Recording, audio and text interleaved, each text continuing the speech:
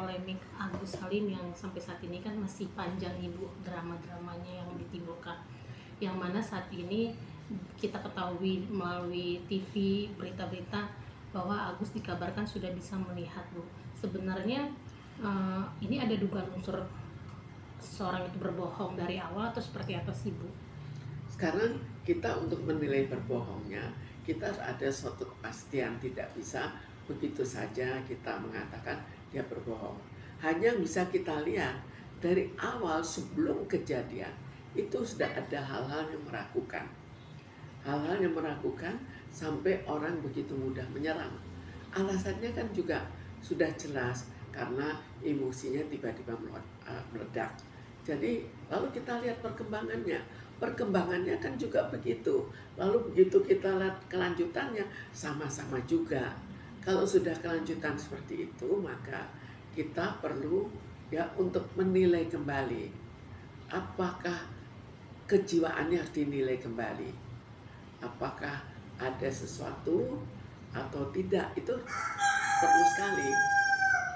Bu, ini kan dia awalnya kan disiram air keras dan divonis tidak bisa melihat lagi. Nah, apakah dia hanya mencari simpati agar dikasih belas kasihan? Sekarang yang mengatakan dia tidak bisa melihat lagi itu siapa? Apakah dari rumah sakit setelah dites? Atau barangkali dari dia sendiri? Kan lain kan. Setiap orang bisa saja mengatakan, oh tidak bisa melihat. Kita lihat pada orang minta-minta kan juga suka begitu padahal bisa melihat. Ya. Jadi kita lihat dari siapa. Lalu kita perlu untuk mengecek betul-betul sampai seberapa jauh sih penglihatannya bisa melihat atau kurang bisa melihat. Karena kita juga tidak tahu air kerasnya sebanyak apa. Apakah sepenuhnya atau sudah dicampur, apakah kena betul-betul kena atau barangkali dia sempat menghindar sehingga kenanya sedikit. Semua itu kita tidak tahu persis. Karena itu lebih baik semua dipastikan melalui prosedur rumah sakit. Tapi kan kabarnya juga ada rekam medisnya juga Bu, tentang kesehatan matanya si Agus. Namun pas Agus dihadapkan dengan salah satu lawyer memberikan uang untuk membeli AC, tapi dengan nominal yang fantastis, dengan uang dolar gitu Bu. Terus dia tahu gitu Bu bahwa uang itu, dan di saat disuruh menebak warna apa dompet si lawyer tersebut, dia bisa menebak ya. Katanya ada cahaya. Kalau dia sudah bisa menebak, artinya dia bisa melihat kan. Jadi mungkin penglihatannya tidak sempurna, tapi taraf masih bisa melihat. Jadi mungkin itu juga masih bisa diobati. Jadi kalau diberikan uang cukup, ya mestinya ya diobati gitu. Tapi katanya dia bisa sendiri kan, tadi katanya udah divonis buta, katanya bisa sendiri. Terus ditanya, ini gimana bisa? Kalau mereka kata bisa dari Allah gitu. Ya, sekarang kalau kita kan tidak bisa bicara mukjizat, lalu alasan kita apa? Kan kita lihat sebagai manusia biasa, tidak bisa kita percaya begitu saja tiba-tiba ada mukjizat. Tapi semua diikuti secara medis, secara fakta yang kita lihat. Nah Bu, kalau misalkan pihak rumah sakit salah untuk memberikan informasi seperti yang di awal dibilang, diketahui bahwa dia tidak akan bisa melihat kembali, sebenarnya ini perkaranya gimana sih Bu? Sekarang kita lihat kembali. Jadi ini kalau dalam hal bicara biasa atau sudah dibuatkan visum. Kalau sudah dibuatkan visum itu sudah lebih jelas.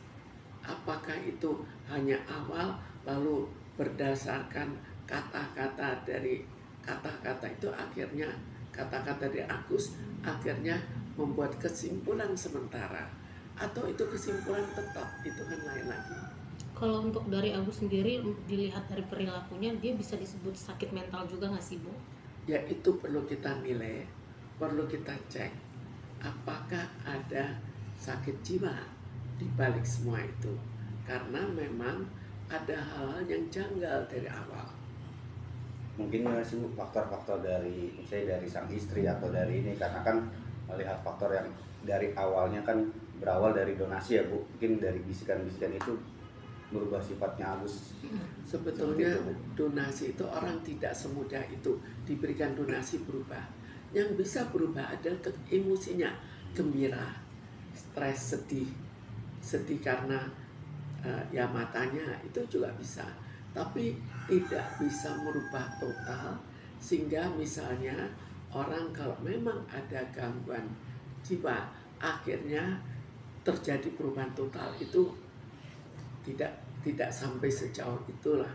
Jadi kalau memang ada gangguan jiwa, maka ini akan kelihatan dari kata-kata yang diucapkannya. Walaupun untuk kepastian harus tetap didiagnosa dengan pasti dan dibuatkan visum di rumah sakit jiwa, di rumah sakitnya bagian jiwa misalnya.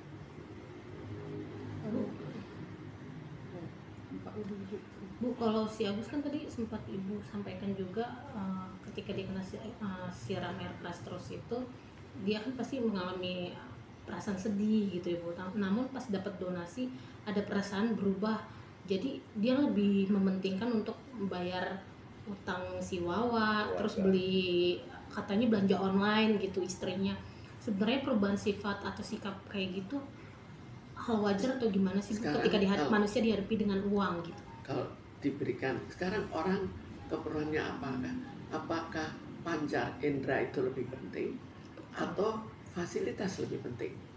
Jadi di sini apakah memang dia beranggapan akan buta sehingga itu dia pakai, atau barangkali dia mengalahkan kebutaannya? Kalau dia kalahkan, itu kan suatu kejanggalan lagi.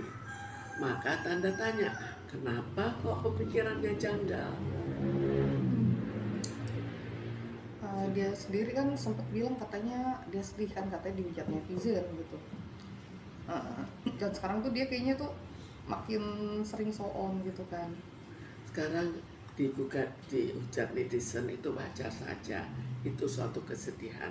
Tapi apakah orang yang dihujat netizen akan sampai jatuh total?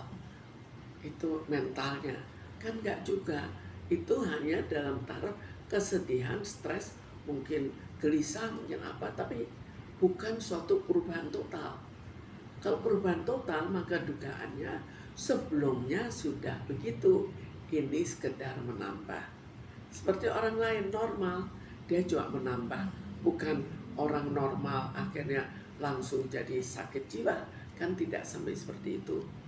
Kalau sampai seperti itu, mestinya sudah ada latar belakang kejiwaan sebelumnya. Bu, apalagi kan netizen nganggap Agus ini kan sudah buta. Terus dia bilang, dia sendiri menyampaikan bahwa dia depresi, stres, hampir bunuh diri. Yang lucunya lagi dari netizen, emang lu bisa baca kalau lu dihujat? Terus ada tektokan dari orang lain yang mengatakan, kalaupun emang istri lu ngasih tahu, masa iya lu udah buta ngasih tahu hal-hal yang berbau negatif? Kayaknya nggak masuk akal. Berarti lu bisa baca dong. Netizen udah mengarahnya ke sana, Bu. Ya, kita kan tidak tahu persis karena siapa tahu dia juga minta dibacakan. Tapi kita lihat dari segi-segi yang bisa kita lihat dengan jelas. Karena kalau dari segi yang bisa kita perdebatkan, kita harus menilai lebih lanjut. Apakah itu benar, apakah istrinya membacakan atau bagaimana.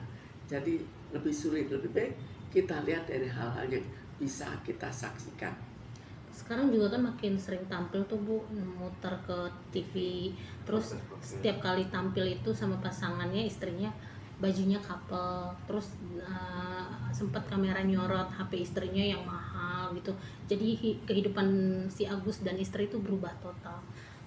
Gimana Bu? Ini sekarang kita lihat dari segi apa? Apakah dari segi penipuan atau memang ada sesuatu yang janggal?